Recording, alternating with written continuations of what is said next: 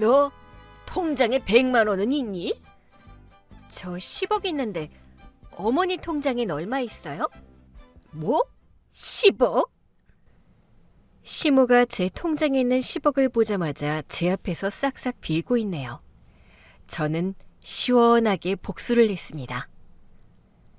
결혼을 앞두고 저는 하루하루가 설렘으로 가득했어요.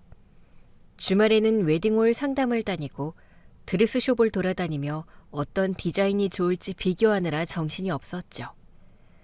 회사 일로 피곤해도 남자친구와 함께 결혼식을 준비하는 그 순간 너무 설레고 좋아서 피로가 금세 사라졌어요.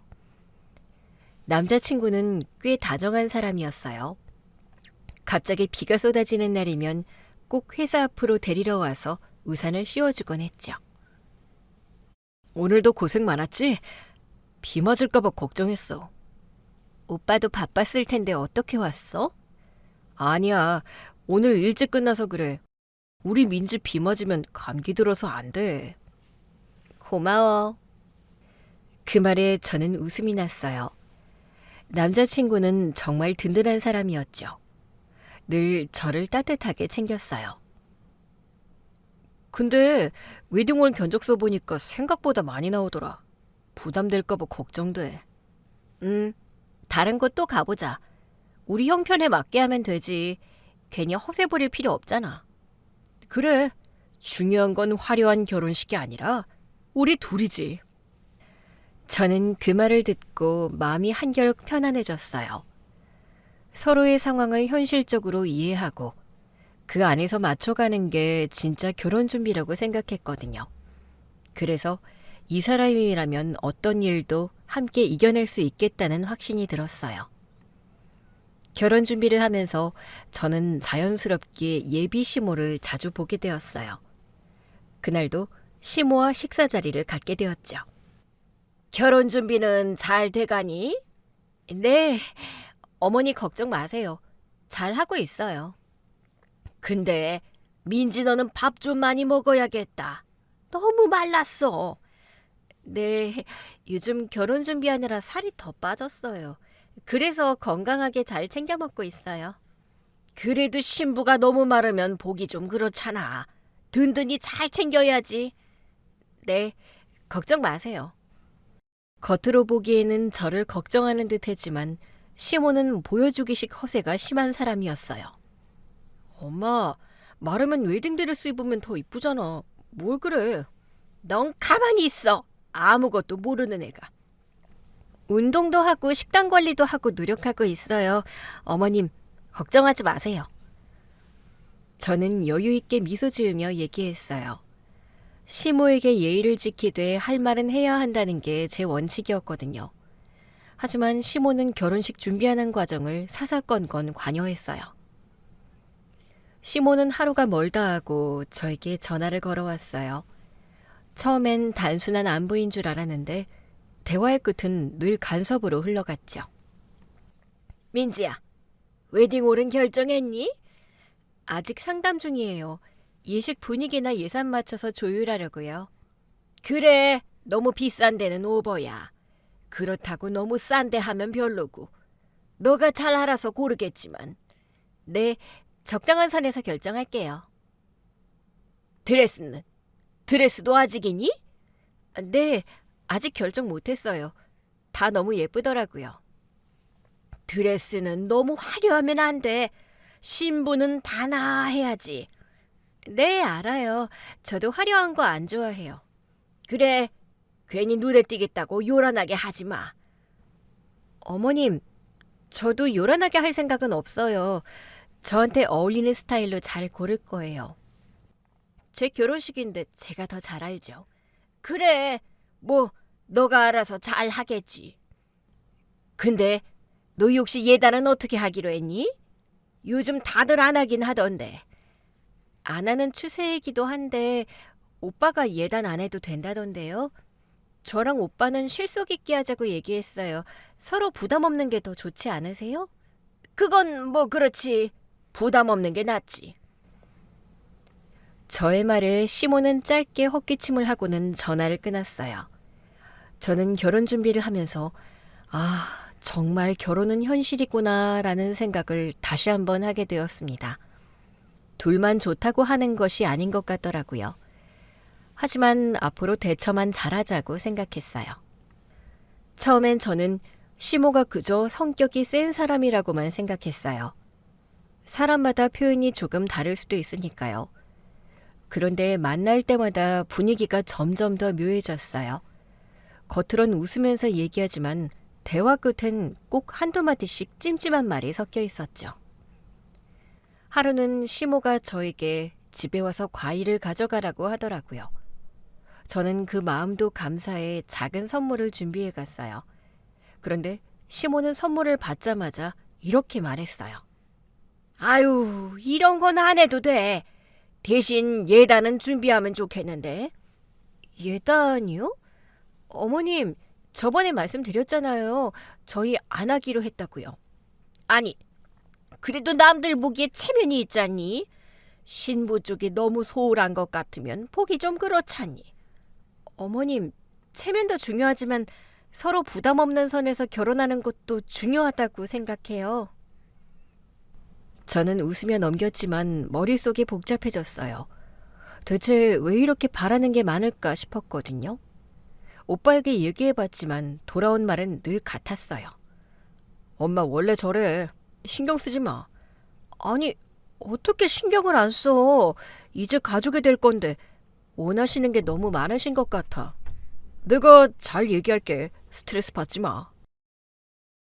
저는 이 결혼이 단순히 둘만의 문제가 아니라는 걸 점점 더 느끼기 시작했죠. 결국 그날이 왔어요. 예비 시모와 함께 결혼 예산 이야기를 하던 자리였죠. 처음엔 평범했어요. 식장 비용이 어떻다, 혼수는 어떤 식으로 하자 이런 얘기들이 오갔죠. 그런데 대화가 한창일 때 시모가 느닷없이 제 재정 상태를 들먹이더라고요. 요즘 젊은 애들은 돈을 너무 펑펑 써. 모아둔 돈도 어느 정도 있어야지. 아, 네. 그런 기준이 있으신가 봐요. 그럼 있지. 아무리 얼굴이 예뻐도 모아둔 돈으로 그동안 어떻게 살아왔는지가 증명이 되는 거야. 그리고 요즘 결혼은 사랑만으로 안 되는 거 모르니?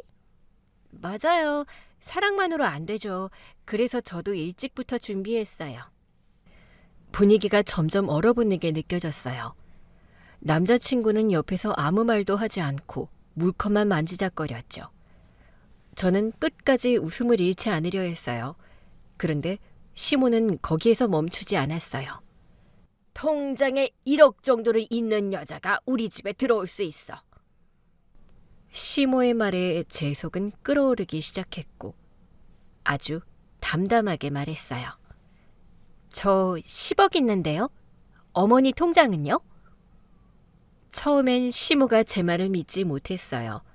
저를 바라보다가 어이없다는 듯 웃었죠. 뭐? 10억? 너 무슨 농담을 그렇게 하니? 그게 진짜면 내가 무릎이라도 꿇겠다. 그럼 어머님, 지금 바로 꿇으셔야겠네요. 증거 보여드릴까요? 저는 핸드폰을 꺼내 은행 앱을 열었어요. 화면에 찍힌 금액이 선명하게 보이자 시모의 웃음이 그 자리에서 멎었어요. 입술이 파르르 떨리더니 잠시 후 정말 그대로 제 앞에 무릎을 꿇었죠. 세상에, 진짜였어? 미안하다. 내가 그런 줄도 모르고 괜한 소리를 했네. 어머님, 무릎 꿇으실 필요는 없어요. 다만 누군가를 판단하기 전에 그 사람의 마음을 먼저 봐야 하지 않을까요? 돈으로 사람을 재는 건 그 돈보다 더 가난한 마음이에요. 그렇게 저는 예비 시모에게 사이다 한 방을 날렸습니다. 사실 시모와는 처음부터 무언가 삐걱댔던 것 같아요. 제가 처음부터 마음에 안 들었을 수도 있겠죠. 그날은 남자친구와 함께 예비 시모의 집을 처음으로 찾았어요. 현관 앞에서 초인종을 누르는데 괜히 심장이 빨리 뛰었어요. 첫인상은 중요하니까요. 저는 문 앞 유리에 비친 제 머리카락을 한 번 더 정돈했어요.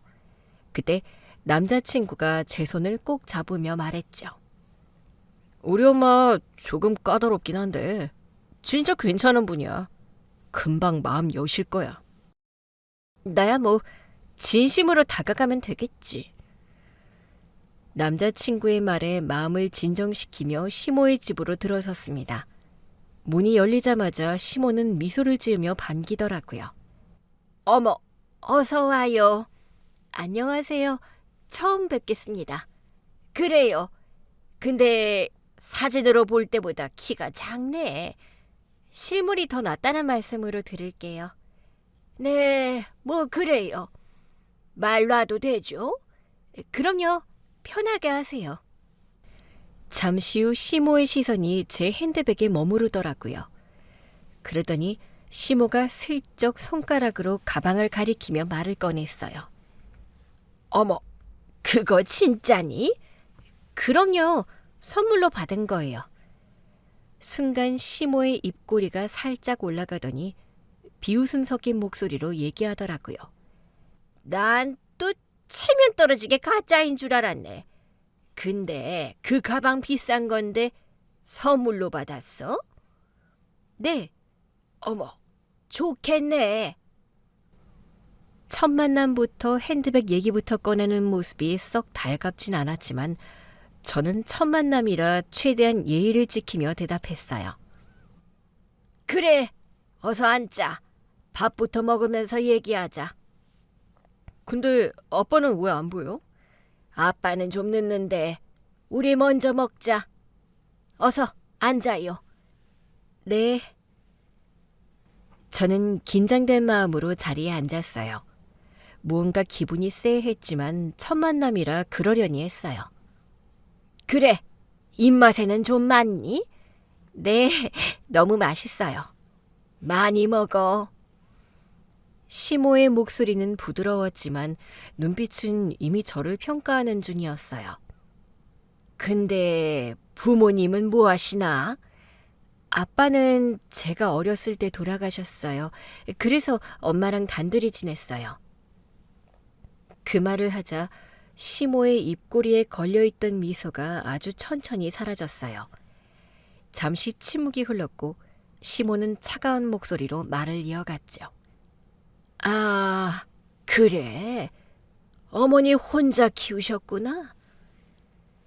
그 말투에는 위로나 공감보다는 묘한 거리감이 섞여 있었어요.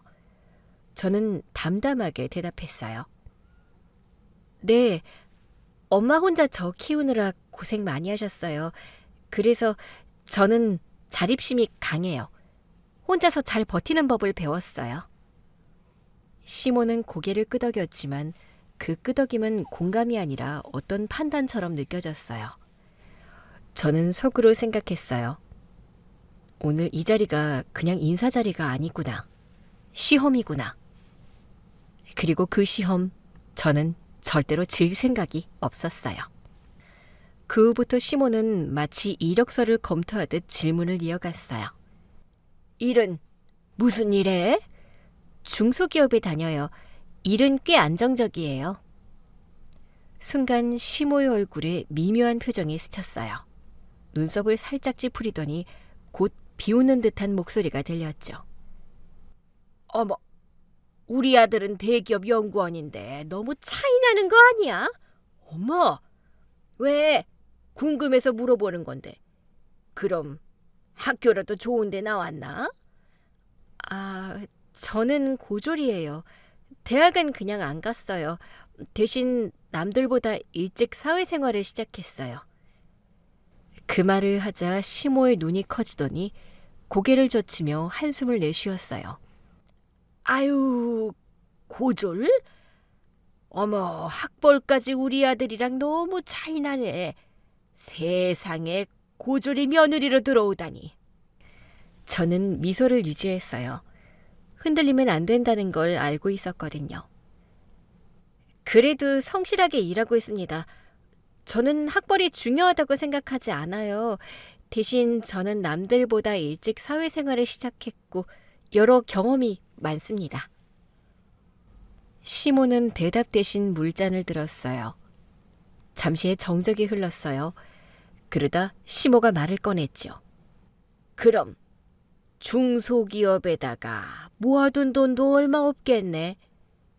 통장에 1억도 없는 여자는 우리 며느리로 안 받는데. 시모는 농담을 하듯 얘기했어요. 1억이라니. 시모의 말을 듣고 정말 어이가 없었어요. 순간 머리가 하얘졌지만 저는 표정 하나 흐트러뜨리지 않았어요. 오히려 차분히 미소를 지으며 답했죠. 어머님, 저 모을 만큼 꽤 모았어요. 괜히 걱정 안 하셔도 돼요. 시모는 손사래를 치며 말했어요. 요즘 젊은 사람들은 말은 번듯하게 하지. 모을 만큼 꽤 모은 게 다들 기준이 다르니까. 네, 어머님 말씀이 맞아요. 저는 제 나이에 맞게 제 능력으로 모을 만큼 충분히 모았어요. 걱정 마세요. 저는 끝까지 예의를 차리면서도 똑부러지게 말했습니다. 그 순간 옆에 있던 남자친구가 참다 못해 손을 탁자 위에 올렸어요. 그리곤 단호한 목소리로 얘기하더라고요. 엄마, 그건 너무 심했어요. 그런 말 하지 마세요. 시모는 눈을 치켜뜨며 바로 받아쳤어요. 내가 뭘? 현실을 말한 건데. 어이구, 벌써부터 와이프 감싸는 거니? 그 말에 남자친구는 입을 다물었어요. 한숨만 내쉬었죠. 저는 그 모습을 보는데 마음이 이상하게 먹먹했어요. 시모의 말보다 더 아팠던 건 늘 그렇게 참아온 것 같은 남자친구의 표정이었어요. 남자친구는 더 이상 대꾸하지 않았고 고개를 숙인 채 물잔만 바라봤어요. 저는 웃으며 상황을 정리했지만 저는 속으로 단단히 결심을 했습니다. 이 결혼 시모에게만 다 맞추다가는 큰일 나겠다 싶었죠. 그렇게 시모와의 첫 식사가 끝나고 남자친구와 집을 나섰습니다. 남자친구는 눈치를 보며 천천히 제 옆으로 다가왔어요. 목소리가 조심스러웠죠. 기분 많이 나빴지? 괜찮아. 부모님이시잖아. 당연히 그런 말씀도 하실 수 있지. 그래도 아까 오빠가 나서줘서 고마웠어. 오빠는 그 말을 듣고 잠시 안도한 듯 고개를 끄덕였어요. 엄마가 원래 좀 말이 세. 근데 진심은 나쁜 분 아니야. 조금만 이해해줘. 괜찮아. 나도 다 이해해. 저는 웃으며 대답했지만 마음속에서는 묘한 피로감이 번졌어요. 그래도 남자친구가 내 편에 서줬으니까 그걸로 충분하다고 스스로를 다독였어요. 오빠, 앞으로 결혼식 관련된 일은 우리 둘이 잘 맞춰서 하자. 부모님 마음은 천천히 얻으면 되니까. 그래, 나도 그렇게 생각해. 그 대화를 끝으로 우리는 서로에게 미소를 지었어요. 하지만 시모와의 첫 만남 이후부터 시모는 거의 하루도 빠짐없이 전화를 걸어왔고 결혼식 관련해서 계속 관여를 하더라고요. 저는 그렇게 퇴근길 버스 안에서도 점심시간에도 심지어 회의 직전까지도 시모에게 전화를 받았어요. 전화를 끊고 나면 늘 무언가 가슴이 답답해져 왔어요. 결혼이 이렇게 피곤한 일이었나? 그 생각이 들었어요. 시모는 웨딩홀부터 예물, 신혼집 명의까지 모든 걸 간섭했어요. 하지만 저는 그때마다 여유롭게 대처하며 시모에게 끌려가지 않고 제 의견을 얘기했습니다. 그러다 며칠 뒤 시모에게서 전화가 왔어요. 밥이나 한번 먹자는 말에 약속을 잡았죠. 식당에 들어서자마자 시모는 환하게 웃으며 자리에 앉았어요. 그러나 그 다정한 표정은 금세 목적이 드러났죠. 민지야, 근데 우리 예단은 안 하기로 했지만 금은방 정도는 가야 되지 않겠니? 어머님, 저희 서로 부담되지 않게 정리하기로 했어요. 양가 다 간소하게 하자는 걸로요. 제가 말을 마치자 시모는 찻잔을 내려놓으며 미간을 찌푸렸어요. 아유, 혹시 형편이 어려워서 그러니? 그 말 한마디에 식탁의 공기가 뚝 끊긴 듯 했어요. 옆에서 남자친구조차 아무 말이 없었어요. 저는 얼굴이 달아오르는 걸 느꼈지만 끝까지 미소를 유지했어요. 어머님, 무슨 말씀을 그렇게 하세요? 형편이 어려운 건 아니에요. 다만 결혼은 남들에게 보여주는 게 중요한 게 아니라고 생각해요. 저는 실속 없는 거 딱 싫어해요. 시모는 제 말을 듣고 불편한 기색이 분명했죠. 남자친구는 어색하게 웃으며 분위기를 넘기려 했지만 그 웃음이 오히려 더 무겁게 느껴졌어요. 저는 속으로 생각했어요. 이분은 체면 차리기 바쁜 사람이구나. 식사가 끝나고 우리 세 사람은 주차장으로 걸어 나왔어요. 시모는 손을 흔들며 말했죠. 조심히 가라. 다음엔 우리 집 쪽으로 와서 밥 먹자. 저는 짧게 인사하고 차에 올랐어요. 차 안 공기는 이상하게 무거웠고 창밖만 바라보던 남자친구가 조심스럽게 말을 꺼냈어요. 아까 엄마 말 기분 나빴지? 아니, 뭐 괜찮아. 그냥 부모님 입장에서 하신 말씀이겠지. 근데 아까 오빠는 왜 아무 말도 안 했어? 오빠는 운전대를 잡은 손을 꼭 쥔 채 한숨을 내쉬었어요. 뭐라고 말할까 하다가 괜히 분위기 망치고 싶지 않았어. 우리 엄마 진짜 왜 그러지? 내가 중간에서 정리할게. 저는 입술을 깨물었어요. 억지로 웃으며 대답했지만 마음은 무거웠죠. 응, 알겠어. 오빠가 중간에서 힘들겠네. 근데 어찌됐든 내 입장도 생각해주면 좋겠어. 우리 일은 우리끼리 얘기하자. 저는 남자친구의 내가 중간에서 정리할게 라는 말을 믿었어요. 그리고 정말 한동안 시모에게서 전화가 오지 않더라고요. 저는 정말 남자친구가 중간에서 잘 정리했나 보다 싶었어요. 그래서 안심하고 있었죠. 하지만 그 평화는 오래가지 않았어요. 어느 날 퇴근길 버스 안, 핸드폰이 진동을 울리길래 무심코 화면을 봤는데 시모에게서 메시지가 와 있었어요. 예, 우리 집안 예단은 이 정도면 되겠다. 그 밑엔 엑셀처럼 정리된 첨부 파일 하나가 있었어요. 예단 견적표였죠. 세세하게 항목이 나열돼 있었어요. 대충 한만 계산해도 엄청난 금액이었어요. 저는 잠시 멍하니 그 파일을 봤어요. 설마 장난이겠지 싶었지만 곧바로 또 메시지가 도착했어요. 이 정도는 요즘 다 하더라. 내가 너무 바라는 게 맞니? 순간 숨이 턱 막혔어요. 버스 안 창밖 풍경은 평화로웠는데 제 머릿속은 새하얘졌어요. 중간에서 정리하던 남자친구는 지금 뭐라고 했을까? 시어머니 문자를 그렇게 무시하려다가 저는 천천히 답장을 썼어요. 어머님, 오빠한테 얘기하세요. 저는 이미 오빠랑 다 얘기를 끝냈습니다. 저는 최대한 감정을 눌러담아 답장을 보냈어요. 그런데 몇 초 뒤 바로 답장이 도착했어요. 아유, 없는 집이라 그러는 거니? 안 한다고는 얘기 들었는데 우리 집 며느리로 오려면 이 정도는 해야 돼. 그 문장을 보는 순간 손이 덜덜 떨렸어요. 없는 집이라니. 나를 도대체 뭘로 보는 거지? 참아왔던 감정이 한꺼번에 치밀어 올랐어요. 당장 시모에게 전화를 걸어 따지고 싶었지만 싸움이 될 게 뻔했기에 핸드폰을 잠시 내려놨어요. 억지로 숨을 고르고 있었는데 그때 남자친구에게 전화가 왔어요. 민지야, 혹시 무슨 일 있어? 엄마가 아까 너한테 연락할 거라고 하던데? 오빠, 중간에서 다 정리한다며. 이게 뭐야? 어머님이 나한테 예단 견적표 보냈고 내가 우리 예단 안 하기로 했다고 하니까 우리 집 보고 없는 집이라 그러셨어. 우리 엄마 원래 표현이 좀 거칠어.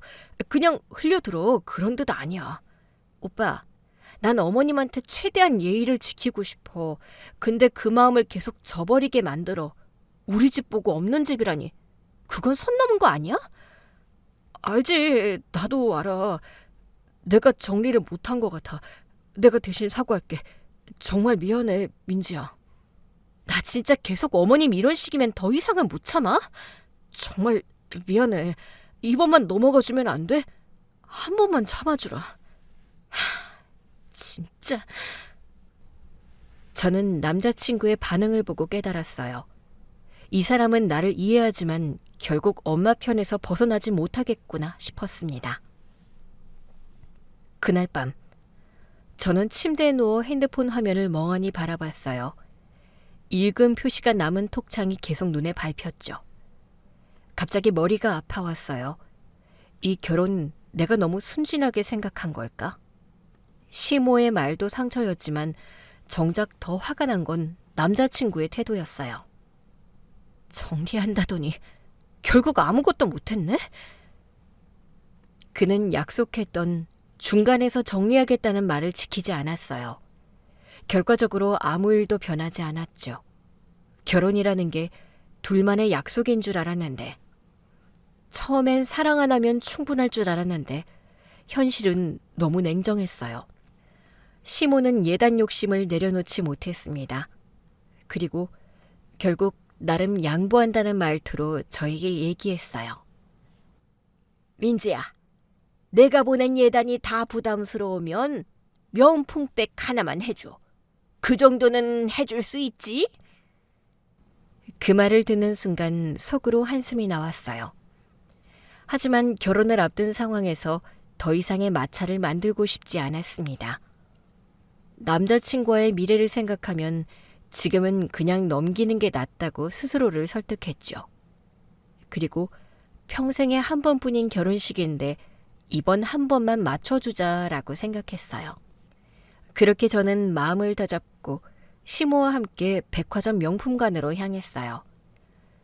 유리문이 열리자마자 특유의 향과 조명이 눈부시게 번졌어요. 시모는 망설임 하나 없이 특정 브랜드 매장으로 곧장 들어갔죠. 마치 오래전부터 정해둔 듯한 발걸음이었어요. 여기가 제일 낫더라. 작년에 유럽 갔을 때 봤는데 제일 마음에 들더라고. 네, 어머님 마음에 드는 브랜드로 하세요. 이 가방도 이쁘지 않니? 그러면서 자신이 들고 온 핸드백을 자랑하듯 큰 소리로 말했어요. 이 가방도 작년에 유럽 갔다가 여기 브랜드에서 산 거야. 그때 환율이 안 좋아서 좀 손해봤다니까. 저는 억지로 미소를 지으며 뒤따랐어요. 직원도 옆에서 보폭을 맞추며 환하게 웃었죠. 매장 안에서 시모는 신난 듯 빠른 걸음으로 진열대를 오가며 가방을 하나씩 들어 올렸어요. 그러다 거울 앞에 서서 이리저리 각도를 바꾸며 물었죠. 이 색이 나한테 더 잘 어울리지? 아니면 이게 낫나? 두 개 다 잘 어울리세요. 어머님 분위기에는 어떤 색이든 예쁘실 것 같아요. 하지만 시모는 제 대답을 들으려는 사람 같지 않았어요. 이미 마음속으로 결정을 내린 표정이었죠. 그러더니 갑자기 가장 비싼 라인의 가방을 집어들며 말했어요. 어머, 이게 딱이다. 이걸로 할게. 나한테 너무 잘 어울리지 않니? 저는 아무 말 없이 고개를 끄덕였어요. 그리고 계산대로 가서 카드를 꺼냈습니다. 네, 결제해드릴게요. 네, 6개월 할부로 해주세요. 그런데 그 순간 시모가 옆에서 툭 던지듯 말했어요. 어머, 할부야? 여기서 없어 보이게 할부라니. 직원의 시선이 살짝 느껴졌어요. 저는 애써 웃으며 대답했죠. 혜택 받는 게 있어서 할부로 결제해야 돼요. 에이, 그래도 그렇지. 시모는 옆에서 괜히 민망한 듯 굴었어요. 그렇게 결제가 끝나고 직원이 포장을 하는 동안 시모는 방금 산 새 가방이 마음에 드는지 잔뜩 흡족한 표정을 지어 보였고 자신의 기존 가방을 옆 의자에 내려두었어요. 그때 직원이 시모의 가방을 힐끗 보더니 부드럽게 말을 걸었죠. 어머, 고객님, 이 라인은 예전 제품이라 요즘은 잘 안 보이는데요. 혹시 외국에서 구매한 제품이세요? 순간 시모가 어색하게 웃으며 대답했어요. 아, 그게 작년에 유럽에 가서 산 거예요. 직원은 고개를 끄덕이며 덧붙였죠. 작년에요? 작년에 나온 라인이 아닌데. 아, 작년이 아니었나? 아니에요, 고객님. 요즘 워낙 유사 제품이 많아서요. 진품 고객분들이 종종 확인 맡으러 오시거든요. 그 말에 순간 공기가 싸늘해졌어요. 순간 시모의 손이 가방끈을 움켜쥐더니 미묘하게 굳었죠. 그리고는 더 이상 아무 말도 하지 않은 채 시선을 다른 곳으로 돌렸어요. 저는 시모의 모습을 보고 터져나올 것 같은 웃음을 억지로 참았어요. 시모는 시간이 지날수록 얼굴빛이 눈에 띄게 하얘졌어요. 가만히 직원이 포장하는 것을 지켜보다가 괜히 자신의 가방을 품에 끌어안고는 급하게 말했죠. 포장 좀 빨리 해주세요. 급해서요. 네, 거의 다 됐어요. 직원은 여전히 미소를 지었지만 분위기는 이미 묘하게 싸늘했어요. 잠시 후 매장을 나오자마자 시모가 불쾌하다는 듯 말을 쏟아냈어요. 저기도 이제 못 가겠네. 네? 왜요? 아니, 직원 교육이 엉망이야. 손님한테 쓸데없는 말을 왜 그렇게 하는 거야?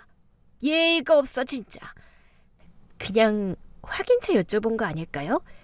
요즘 유사 제품이 많다니까요. 그래도 손님한테 그런 말을 하면 안 되지. 내가 괜히 기분 상했네. 저는 아무 대답도 하지 않았어요. 이미 다 눈치챘거든요. 그렇게 자랑하던 그 가방 진짜가 아니었다는 걸요. 차 안에서도 시모는 계속 자기 합리화를 늘어놨지만 저는 묵묵히 창밖만 바라봤어요. 진짜야. 이 가방 작년에 친구랑 유럽 갔을 때 산 거라니까? 예, 그래요. 알겠어요. 오늘 사준 가방은 잘 들게. 고마워. 네, 어머님. 하지만 그렇게 진품이라고 우기던 가방이었지만 그날 이후부터 시모는 그 가방을 다시는 들지 않았어요. 그리고 저는 확실히 깨달았어요.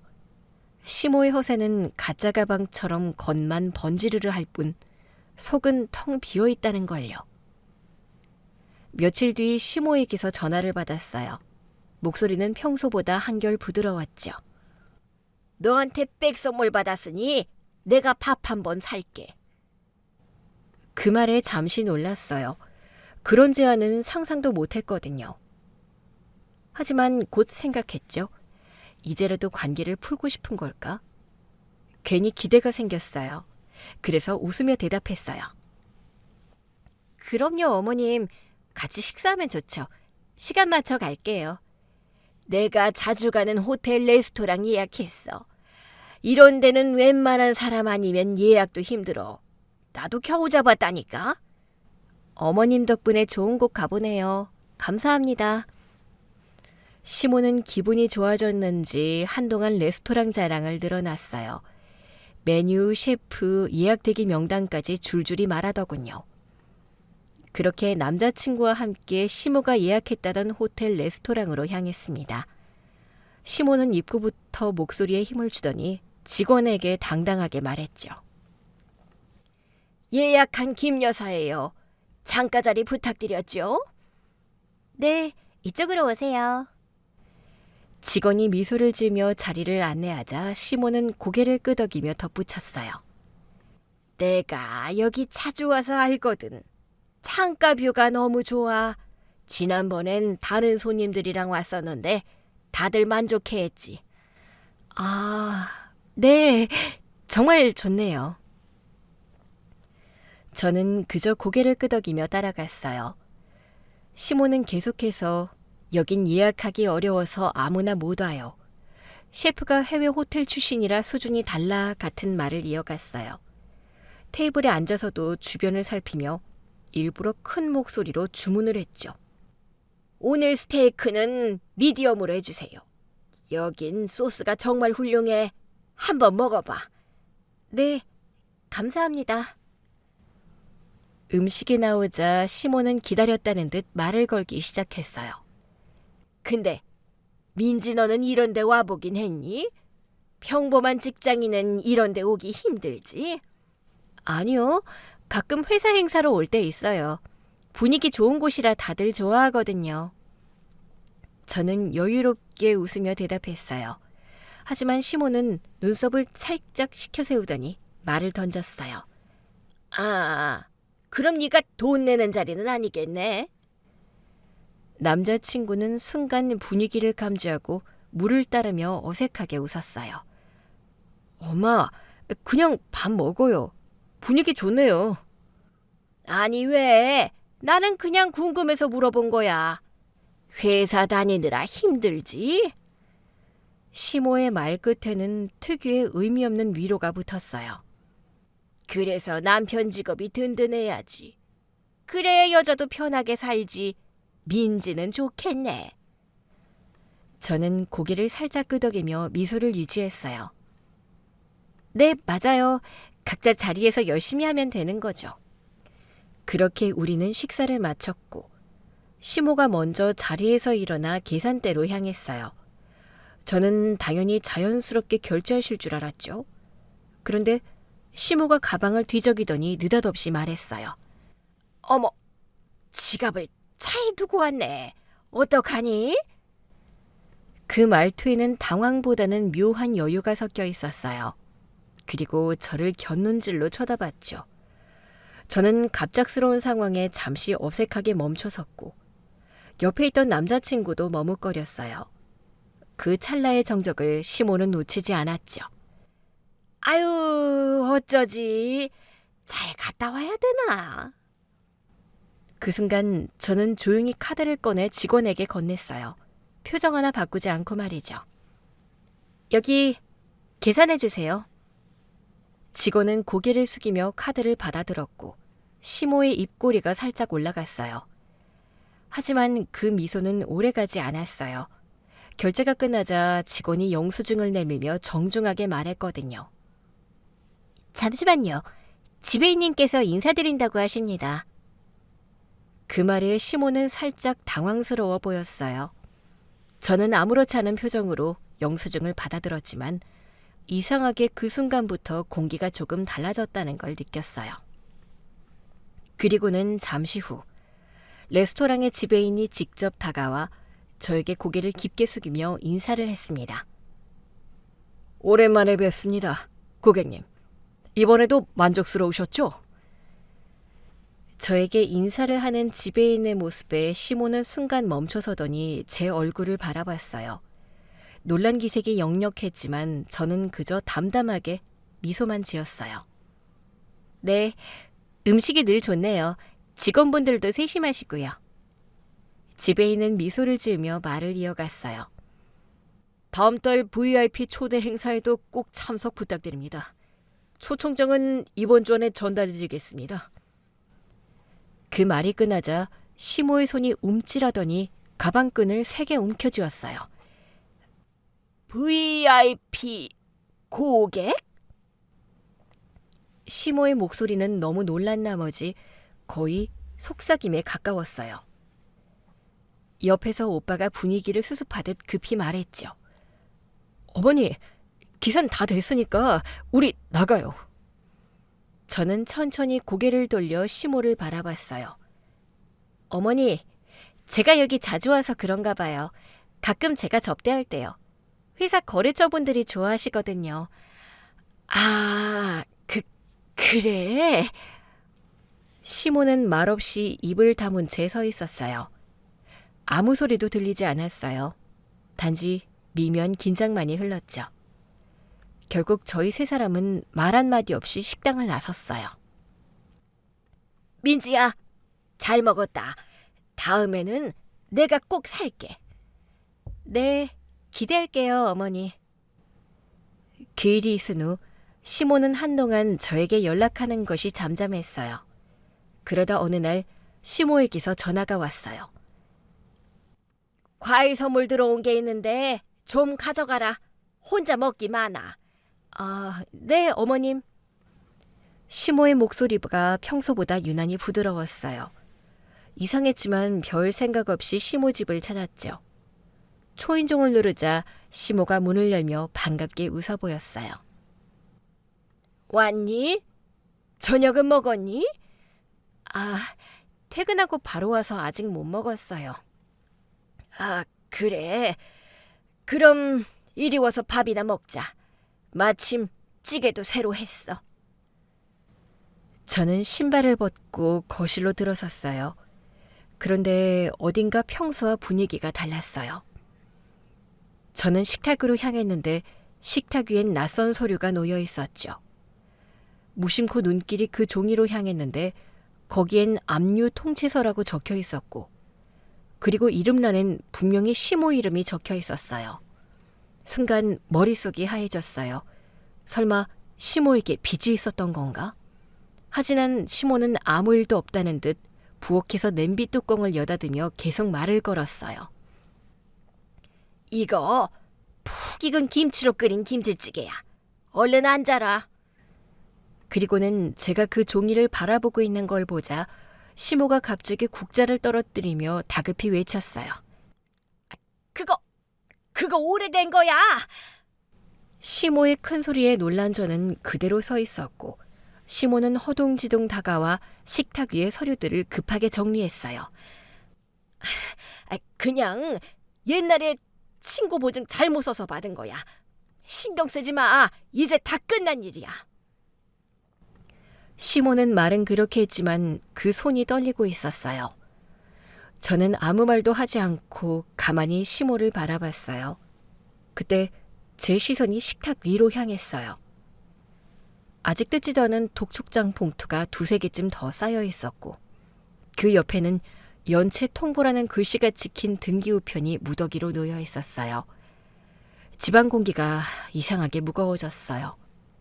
그동안 시모가 자랑하던 고급백 해외여행, 우리 집 체면이라는 말들이 머릿속에서 떠올랐어요. 그리고 그 모든 게 하나의 헛에 거짓된 이미지였다는 게 명확해졌죠. 어머니, 이게 다 뭐예요? 시모는 대답하지 않았어요. 그냥 서류를 품에 안고 고개를 숙였어요. 저는 그 순간 확신했어요. 이 사람은 부자가 아니라 체면 때문에 허세에 갇힌 사람이었다는 걸요. 그리고는 시모는 억지로 웃으며 말을 꺼냈어요. 요즘 세상에 얼마나 험하니. 이런 종이 쪼가리 하나로 사람을 겁주더라니까. 이미 다 정리한 거야. 너는 신경 안 써도 된다. 별거 아니라는 듯 가벼운 말투로 얘기했지만 시모의 표정에는 웃음기가 금세 사라졌어요. 저는 아무 말 없이 식탁 의자에 앉아 시모를 바라봤어요. 부엌 불빛 아래서 시모의 얼굴엔 피로가 누적되어 있어 보였고, 손가락 끝엔 불안감에 손톱을 뜯은 흔적이 그대로 남아 있었어요. 그동안 과하게 꾸미고 남 앞에서만 허세 부리던 사람의 모습은 전혀 보이지 않았어요. 잠시 침묵이 흘렀고 저는 차분히 물었어요. 어머니, 솔직하게 얘기하셔도 돼요. 오빠는 알고 있어요? 시모는 제 말을 듣는 순간 입술을 세게 깨물었어요. 그리고는 시선을 피하며 고개를 돌렸죠. 내가 알아서 할 테니까 네가 신경 쓸 일 아니다. 목소리는 단호했지만 그 안에는 힘이 하나도 없었어요. 그 말 끝에 짙은 체념이 묻어 있었죠. 그 순간 저는 이 사람이 그동안 얼마나 벼랑 끝에 서 있었는지를 알 것 같았어요. 그날 저는 시모의 집을 나서며 머릿속이 복잡했어요. 그동안 시모가 보여왔던 모습들이 하나하나 떠올랐어요. 늘 명품 가방을 들고 다니며 비싼 식당을 골라다니고 며느리 될 사람한테 통장 잔고를 묻던 그 말과 행동들. 처음엔 다 저를 무시하고 깎아내리는 오만이라고 생각했어요. 하지만 이제는 조금 달리 보였어요. 시모는 단순히 허세를 부린 게 아니었어요. 빚더미 위에서도 체면 하나로 버티며 세상 앞에서 무너지지 않으려 발버둥치고 있었던 거였죠. 그 모든 과장은 현실을 부정하려는 몸부림이었어요. 시모에게 남은 마지막 자존심이 바로 아들의 결혼이었을 거예요. 자신이 만든 허세 속에서라도 체면을 지키고 싶었던 거겠죠. 그리고 저는 그제야 알았어요. 시모의 허세는 단순한 거짓이 아니라 무너져가는 인생을 붙잡기 위한 마지막 방패였다는 걸요. 며칠을 고민하다가 저는 결국 결심했어요. 이 관계를 더 끌면 안 될 것 같았어요. 그래서 마지막으로 시모를 찾아가 정리하기로 했죠. 초인종을 누르고 집에 들어서자 시모의 익숙한 향수 냄새가 흘러나왔어요. 그 특유의 짙은 향은 마치 시모의 허세처럼 공간을 가득 메우고 있었어요. 문이 열리자 시모는 어김없이 단정하게 차려입은 모습으로 서 있었어요. 웬일로 왔니? 제가 드릴 말씀이 있어서요. 어머님한테 할 얘기가 있어서 왔어요. 시모는 팔짱을 낀 채 저를 위아래로 훑어봤어요. 갑자기 무슨 얘기? 저는 잠시 숨을 고르고 차분히 말을 꺼냈어요. 어머니, 저 이제는 솔직히 말씀드려야 할 것 같아요. 그냥 좋은 게 좋은 거라고 넘길 수 있는 단계는 아닌 것 같아서요. 시모는 그 말에 눈을 가늘게 뜨며 말했어요. 뭐가 좋은 게 좋은 거야? 지금 무슨 소리를 하는 거니? 너 설마 저번에 서류 본 것 가지고 아직도 그러는 거니? 아니요. 그거 하나만 가지고 제가 그러지는 않죠. 너? 내가 며느리로 받아주려고 했더니 정말 안 되겠구나. 나는 통장에 1억 정도는 있는 여자가 우리 집에 들어와야 된다고 생각한다. 근데 너는 통장에 100만 원은 있니? 지금 장난하세요? 뭐? 시모의 말투는 처음 만났을 때와 하나도 다르지 않았어요. 여전히 사람을 시험하듯 깔보는 듯한 그 어조였죠. 저는 잠시 숨을 고르고 미소를 지었어요. 저 10억 있는데요? 어머니 통장은요? 순간 시모는 제 말을 농담으로 여겼는지 피식 웃었어요. 뭐? 10억? 너 무슨 농담을 그렇게 하니? 그게 진짜면 내가 무릎이라도 꿇겠다. 그럼 어머님, 지금 바로 꿇으셔야겠네요. 증거 보여드릴까요? 저는 그대로 핸드폰을 꺼내 저의 은행 화면을 보여줬어요. 10억이라는 숫자가 또렷하게 찍힌 잔액을 본 순간 시모의 얼굴빛이 순식간에 바뀌었어요. 손끝이 미세하게 떨리더니 눈동자가 도저히 못 볼 것을 본 듯한 눈빛으로 흔들렸죠. 그 자리에서 아무 말도 하지 못한 채 한참을 멍하니 서 있었어요. 그리고는 떨리는 목소리로 겨우 한마디 내뱉었어요. 정말 10억? 저는 고개를 끄덕였어요. 그러자 시모는 마치 다리에 힘이 풀린 듯 주저앉더니 두 손을 모아 무릎을 꿇었어요. 10억이라니 말도 안 돼. 민지야, 미안하다. 내가 다 잘못했어. 그토록 자존심 세고 오만하던 사람이었지만 그날만큼은 체면도 허세도 자존심도 다 내려놓은 채였어요. 저는 그 모습을 보며 복잡한 마음이 들었어요. 통쾌함보다는 어쩐지 서글픈 현실이 더 크게 밀려왔어요. 남자친구가 급히 방 안으로 들어왔어요. 상황을 보자마자 얼굴이 굳었죠.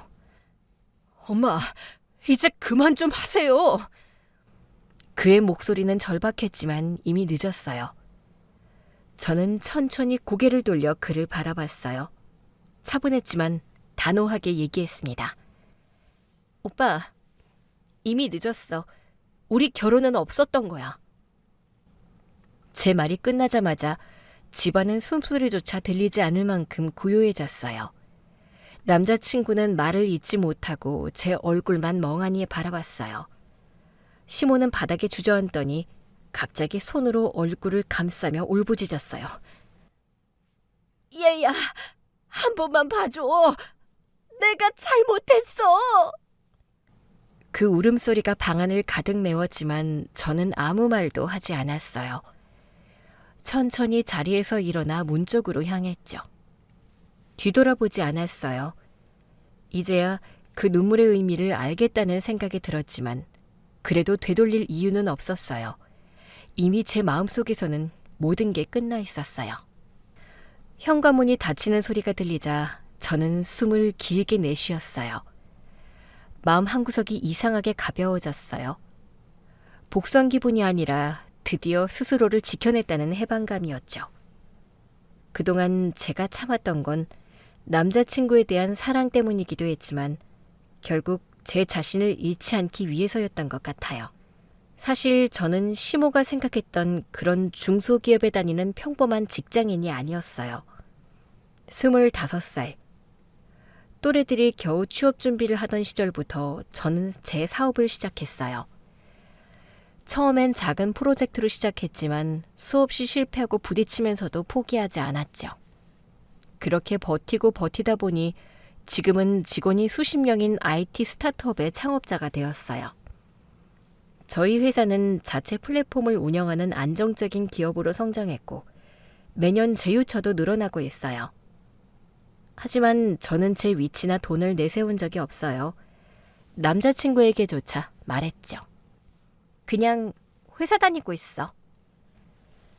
그건 겸손해서가 아니라 진심이었어요.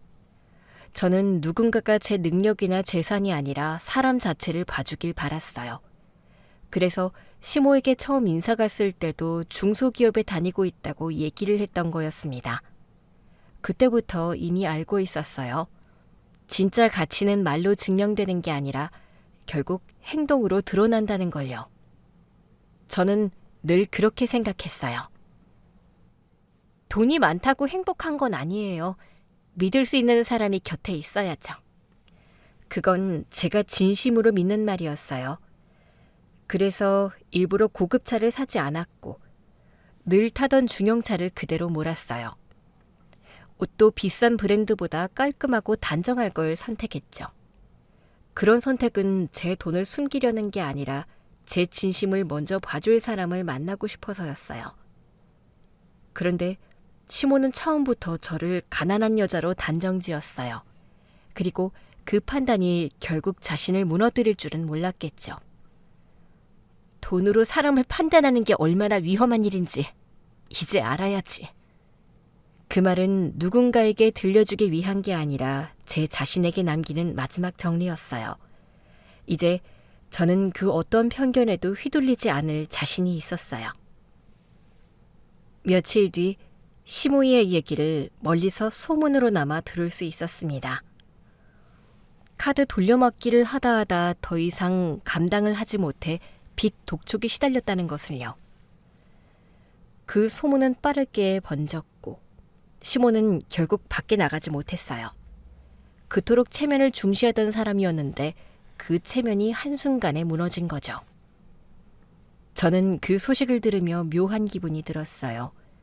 통쾌함이라기보단 허무함에 가까웠어요. 그렇게까지 자신을 포장하던 사람이 결국 그 허세에 스스로 무너진 거니까요. 사람들에게 체면 좋은 집안이라 불리던 그 이름은 이제 단 하루 만에 조롱거리가 되어 있었어요. 그렇게 저는 파혼을 하고 마음의 정리를 하기 위해 카페 테라스에 앉아 커피를 마셨습니다. 사람들로 북적이는 모습들이 보였지만 제 마음은 그와 반대로 고요했어요. 이제야 비로소 숨을 편하게 쉴 수 있었죠. 이건 결혼 실패가 아니라 해방이야. 그렇게 스스로에게 말하며 위로했어요. 그날 이후 저는 일에 더 집중했어요. 새 프로젝트를 시작했고 잠도 줄여가며 일에 매달렸어요. 그 결과 회사의 가치는 이전보다 훨씬 높아졌고 직원들도 저를 더 신뢰하게 됐어요. 바쁜 나날이었지만 저는 누구보다 행복했어요.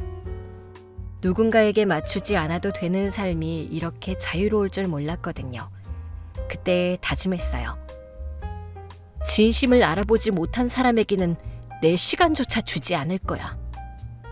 저는 파혼한 것을 손실이 본 것이 아니라 제 인생에서 가장 현명한 선택으로 남겼어요. 이제는 후회도 미련도 없었어요. 오히려 더 단단해진 제 자신이 고마웠어요.